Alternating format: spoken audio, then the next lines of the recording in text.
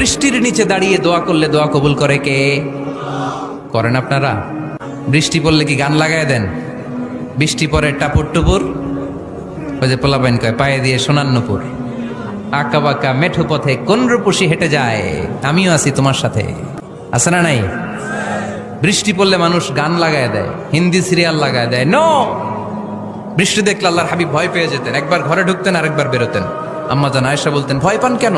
আল্লাহর হাবিব বললেন, জানি না এই মেঘ থেকে বজ্রপাত এসে মদিনাটারে জ্বালিয়ে দিবে নাকি মেঘ থেকে বৃষ্টি এসে মদিনাটারে উর্বর করে দিবে, আমি তো জানি না, ভয় হয়।